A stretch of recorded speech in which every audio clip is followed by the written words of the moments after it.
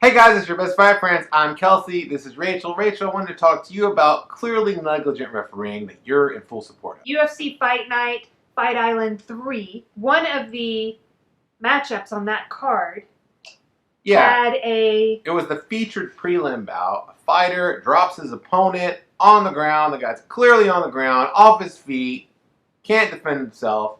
The guy waits for referee Herbert to stop the fight. He does not stop the fight. He waits. He looks.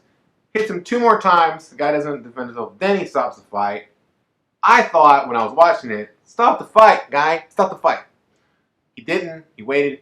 Here's what's crazy about it. Oh, go ahead. Well, the reason why we're talking about it is because a couple of the commentators for the evening were very vocal about it. Most notably, Dan Hardy. Right. Him being the most vocal. Former UFC fighter. Getty caught some images of him that other people... Confronting. Yeah, talking to Herb Dean. And then apparently during the bout, he might have yelled, "Stop the fight." He's a commentator. Yeah, and so... and there's no fans there. So that's why this has become like a thing. That's a song. We watch boxing and MMA. There are all kinds of subjective, should the referee have stopped the fight? Did he stop it too early? Did he stop it too late? Like, what's that? Like, we're talking specifically about this because Kelsey wrote 2 pieces on this, and when I read them, I went, hey, Kels, I noticed when I read these, I got the feeling that you think not only are you just reporting the information, but I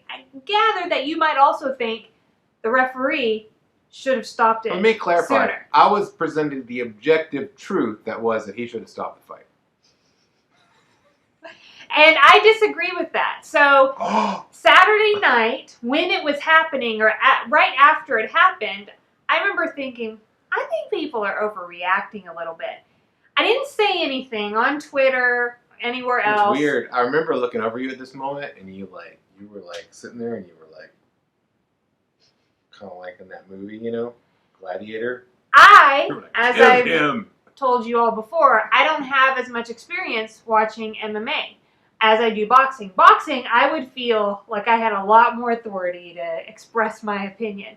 But in MMA, I was like, because it's completely different. Like, if you hit somebody like that in boxing, you can't hit them. That's a completely illegal. Yeah, and so I would agree that, like, in boxing, you give them a 10 count. So as I have started watching UFC, MMA, I am, learning. And so, but my inexperienced opinion was, I think people are overreacting a little bit.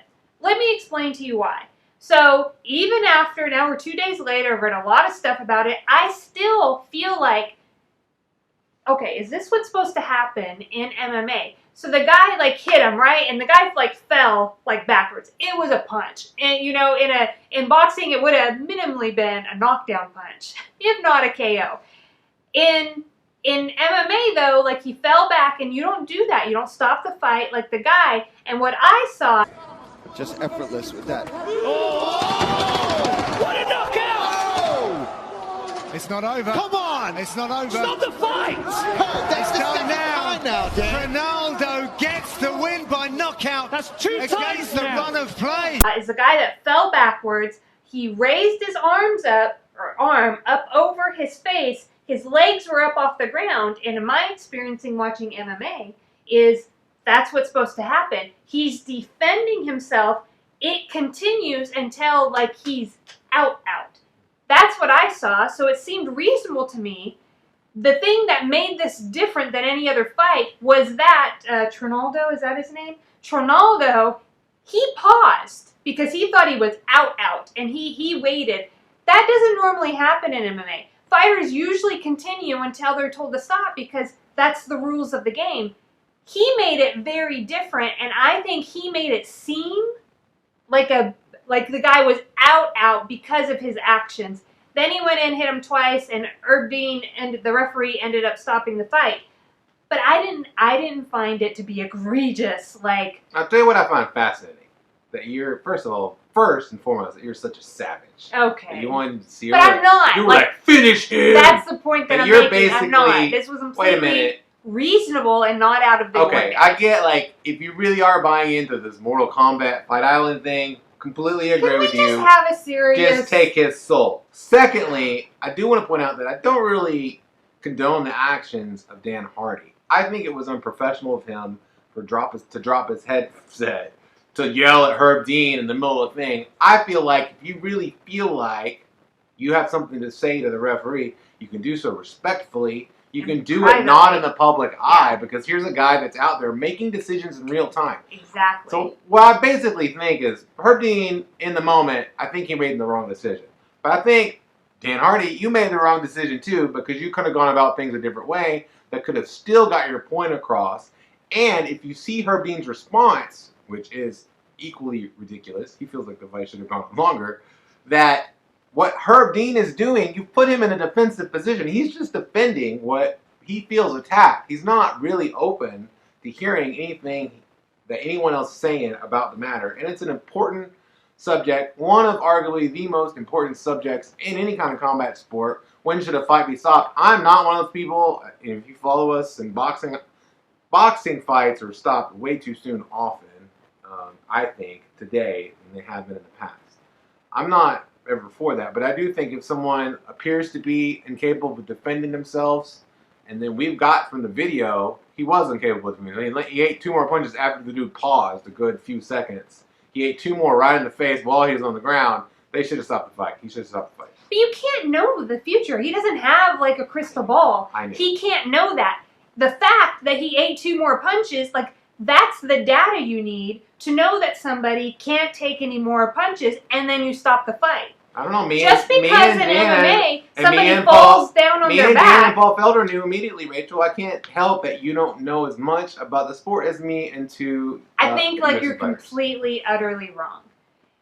In MMA, if a fighter raises up his arm and his legs up off the ground, you're supposed to stop it? For all we knew, that was just a death rattle. That's what you want.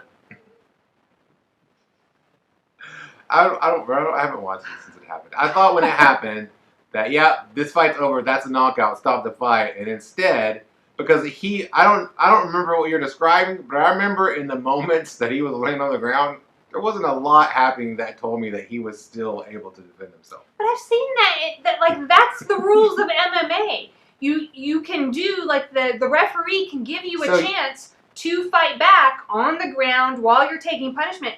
Mind you, this happens while guys are standing up all the time. Many times in boxing, I've seen like the Homer Simpson of boxing. He will not ever go down, and eventually the referee's like, or his corner, the doctor, somebody's like, we got to just stop this. He hasn't hit the canvas, he hasn't laid back on the ropes, but we can't do this anymore.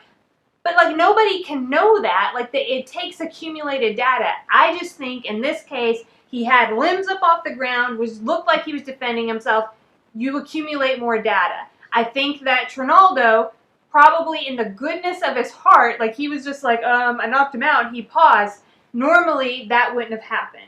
And I think if that wouldn't have happened, we wouldn't even be talking about this. You know who wouldn't have paused? That girl. What was, I forget her name, who fought on the undercard as well. Remember when she thought the round was over, and she went to give her like a little thing and turned her face, and that savage just punched that girl right in the face twice. It was amazing. You got to protect yourself at all times in there. Yes. She was right to do that. She's trying to win the fight. Yeah, the fight wasn't over. Like Floyd Mayweather did that against what's his name? Ortiz. Ortiz, yeah. Back in the day. Yeah, dude. Don't be trying to hug somebody in the middle of the fight. He's gonna get knocked out. People were so mad, but I stand by the fact that that's what you do. That's the rules. If that guy's going to be dumb, that's not your fault. It's not Floyd's thing to manage. I think it's unfortunate that that's the way it played out. You know, like it's unfortunate because Floyd didn't need people want to see a fair fight, and that was like, it wasn't unfair, but I don't know, it's like we need a new word for that. Like Floyd was completely within his right to do that. I will say that it was quite memorable. Well, it's memorable. I remember that. Like, it sticks out in my mind. Yes. Anyway, what else sticks out in my mind, Rachel, is how close we've been to 1,000 subscribers without actually achieving it. Yes. Class of the cause. Hey, make sure to like, comment, and most importantly, subscribe.